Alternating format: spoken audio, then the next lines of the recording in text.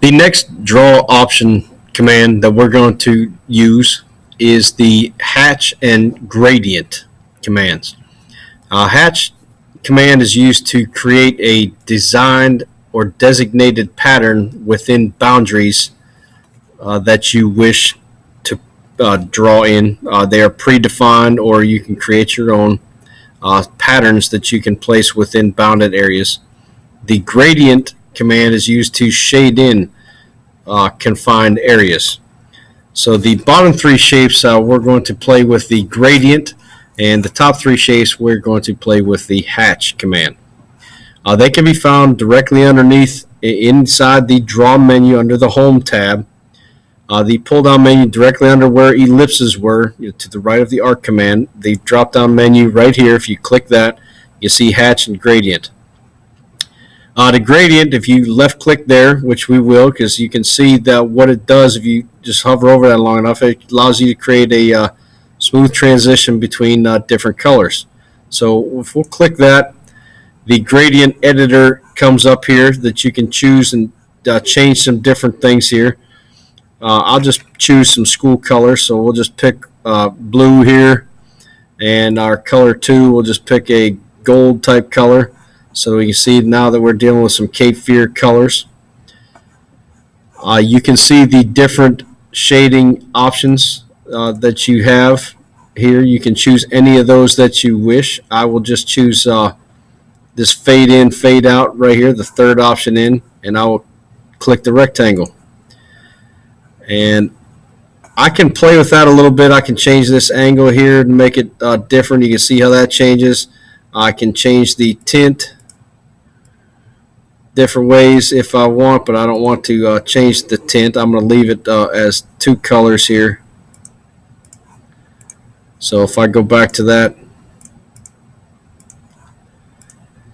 and leave it on here, play with the angle, whatever I need to do. So if I just undo back to that and redo the gradient, I can choose again my colors, school color.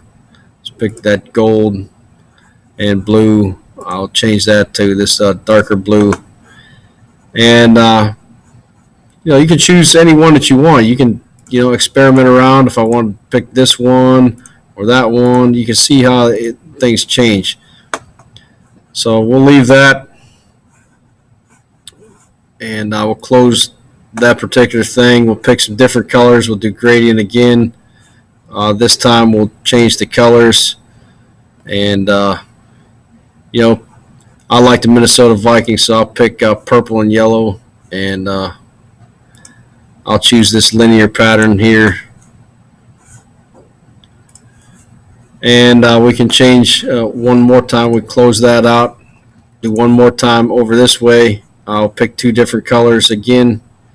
Maybe we'll pick like a red and a green. Get a little festive towards the holiday season for Christmas.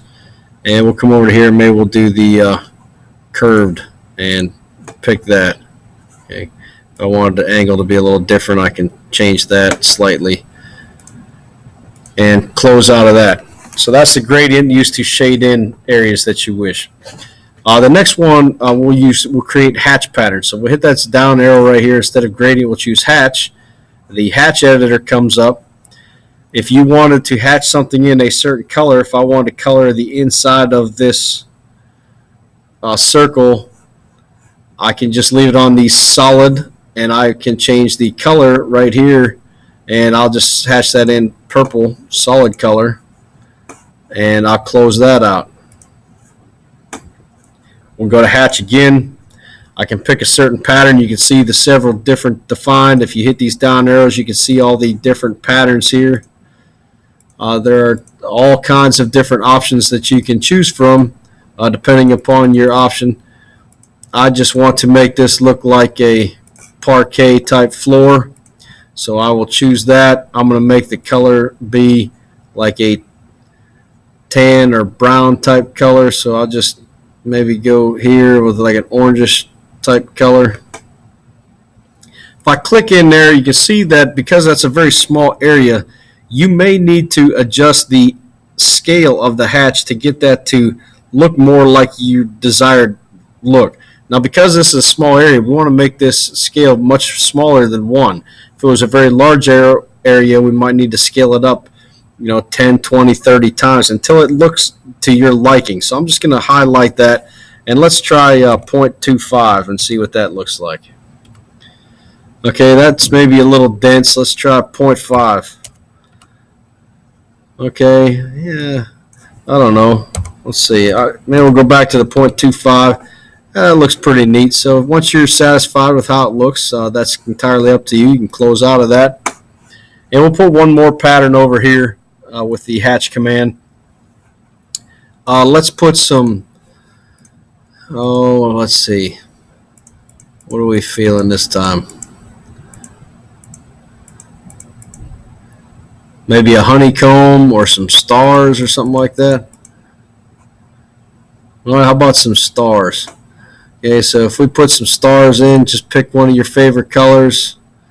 It doesn't, whatever kind of color that you wish here, magenta, pink, blue. Let's pick this blue.